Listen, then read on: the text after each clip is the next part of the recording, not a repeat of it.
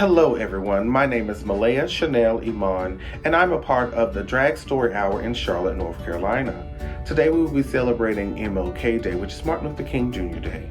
Martin Luther King was a key figure in helping get the world desegregated, as well as helping people of color gain rights and freedom. That means a lot to me because without this, I may not be free. I wouldn't be able to go to the schools that I wanted to go to. I might not even be able to work at the jobs that I wanted to work at. But with these things going on with MLK, as well as my ancestors fighting for this, it's given rights to myself to be treated equal. And I'm very happy about that. Today I will be reading you a book called Let the Children March by Monica Clark Robinson. It is illustrated by Frank Morrison. The book was published by Clarion Books, an imprint of HarperCollins publisher in Boston, New York. The story begins in Birmingham, Alabama in 1963. I couldn't play on the same playground as the white kids. I couldn't go to their schools. I couldn't drink from their water fountains. There were so many things that I couldn't do. One warm spring night, my family went to church. We weren't there to have regular service. We were there to hear Dr. King speak. We were there to plan, to raise an army of peaceful protesters to fight for freedom. His brown eyes flashing fire and love, Dr. King told us the time had come to march. If I march, Mama said, I'd lose my job sure enough. I can't march, Dad said. I got a family to feed. The weight of the world rested on our parents' shoulders, but this burden, this time, did not have to be theirs to bear. I don't have a boss to fear, my brother said, or a job to lose. We can march this time. We'll be Dr. King's army, I said. I'll be fine, Dad. I promise. Don't worry, Mom. Dr. King didn't like children being put in harm's way. He was a daddy too, after all. But he said that though we were young, we were not too young to want our freedom. Let the children march. They will lead the way.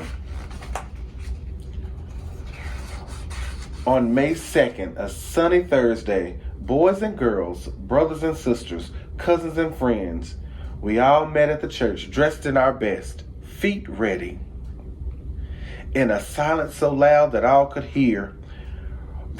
hear was my racing heart, we began to walk. Hand in hand we marched, so frightened, yet certain of what was right for freedom. The path may be long and troubled, but I'm going to walk on. Would I be hurt? Would we be heard? Would it all be worth it in the end? I wanted to run from the angry faces in the crowd, run from the danger, and run from the fear. Boys and girls, brothers and sisters, cousins and friends, on and on we marched, we marched, we marched. Singing the songs of freedom, 1,000 strong we came.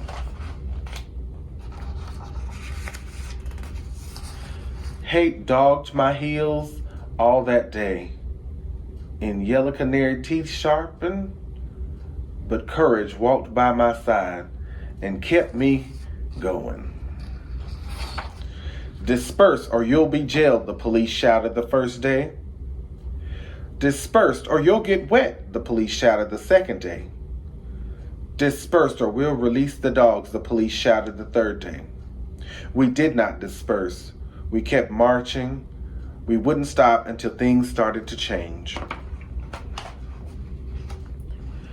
Hundreds of us went to jail on the first day, and even more on the second day.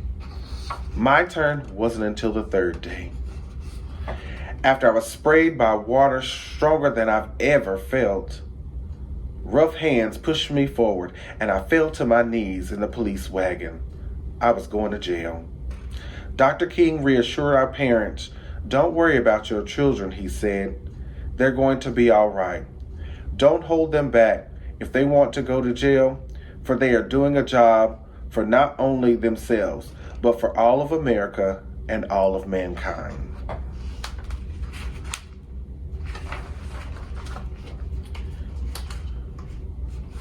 That night, crowded into a cell too small for even half the children, we sang, "We Shall Overcome," "Ain't Gonna Let Nobody Turn Me Round," and "Freedom Is Coming." Our parents couldn't be there with us, but still we sang, wrapped in the proud and loving arms of our ancestors.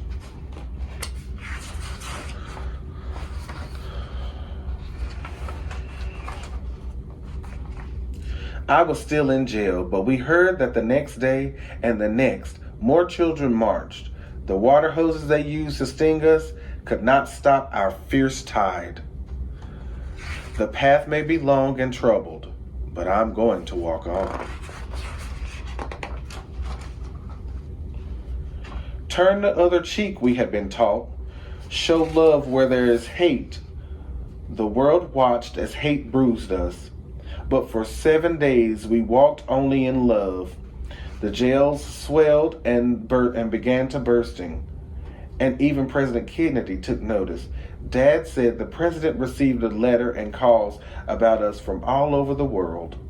Our march would become a memory, a small part of a larger story. But we had been heard, and the seeds of the revelation had been sown.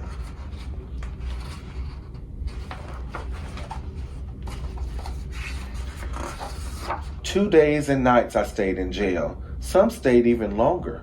When I left, I was tired and sore. My best dress was ripped, but my smile was as wide as the Mississippi River. "I am so proud of you, baby girl," Mama said. "Your march was what made them see. With nothing more than our feet, voices, and courage, we had done what others could not. Change was right around the corner.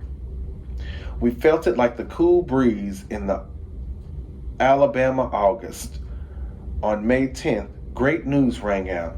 Dr. King had reached an agreement with the white leaders of the city. Desegregation would begin. 1 month later, I was playing on playgrounds I had never been allowed to play on before.